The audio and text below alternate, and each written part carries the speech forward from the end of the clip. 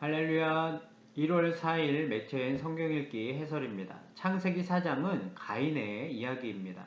타락 후 에덴 동산 밖의 풍경이 처음 묘사되고 있는데 주로 죄와 관련된 것이었습니다. 죄는 하나님과 인간의 관계를 파괴합니다. 가인이 드린 제사처럼 거짓 예배를 생산하는 것이죠. 인간과 인간의 관계를 또한 파괴합니다. 가인은 분노에 사로잡혀서 사랑해야 할 그 형제를 살해하게 됩니다. 그리고 죄를 지은 후 하나님을 찾아가지 않는 것이 죄의 특성입니다. 가인은 아버지 아담처럼 자신이 지은 죄를 숨기고 외면하고 변명하고 있습니다. 반면에 하나님은 그런 가인에게 은혜를 베풀고 계십니다. 가인은 아버지 아담처럼 살던 곳에서 쫓겨나고 그의 후손들은 탁월한 재능을 발휘하여서 문명을 이룹니다. 그러나 하나님의 계보는 하나님의 이름을 부르는 셋의 후손에게로 이어지고 있습니다. 가인은 하나님을 중요하게 여기지 않고 제멋대로 사는 자들의 대표인 것입니다. 반면에 아벨은 하나님을 경외하는 자들의 대표입니다. 에스라 4장에도 하나님께 속한 자들을 미워하는 가인과 같은 자들이 나옵니다. 바벨론 포로 생활에서 귀환한 이스라엘 백성들은 가장 먼저 성전 건축을 시작했는데 근처에 있던 이방인들이 그것을 싫어하여 방해를 시작합니다. 먼저 함께 성전을 건축하자라고 제안하고 있는데 이스라엘 백성들은 그 제안을 단번에 거절합니다. 그러자 이번에는 바사 왕에게 상소문을 보냅니다. 상소문에는 이스라엘이 성전과 성벽을 재건하게 되면 반역할 것이라는 그런 글이 적혀 있었습니다.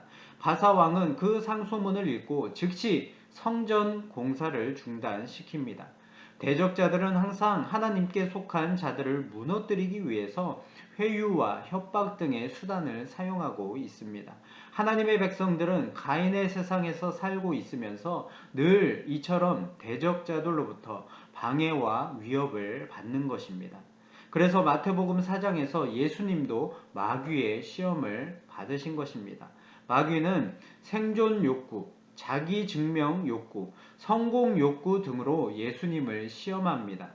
예수님은 말씀으로 마귀의 그 모든 시험을 물리치십니다. 예수님의 승리는 아담과 가인의 때로부터 시작된 모든 패배에 대한 승리입니다. 이로 말미암아 우리도 승리할 수 있게 되었습니다. 그러므로 예수님을 주와 그리스도로 믿는 자들은 이 세상에서 승리의 깃발을 흔들며 담대히 기뻐하며 살아갈 수가 있는 것입니다.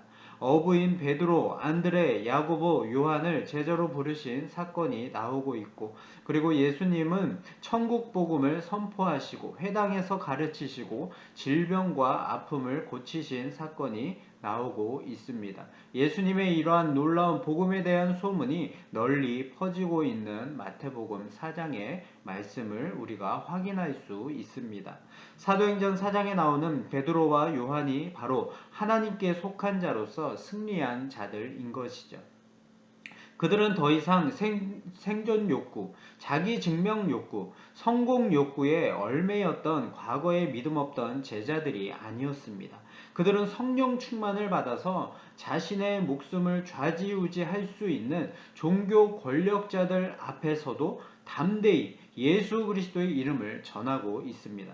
그리스도의 승리 안에서 자신의 승리를 미리 맛본 제자들은 더 이상 사람이나 돈, 명예, 권력과 같은 이 세상에 속한 것들을 두려워하지 않았던 것입니다.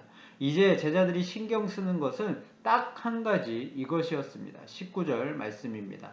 베드로와 요한이 대답하여 이르되 하나님 앞에서 너희의 말을 듣는 것이 하나님의 말씀을 듣는 것보다 옳은가 판단하라.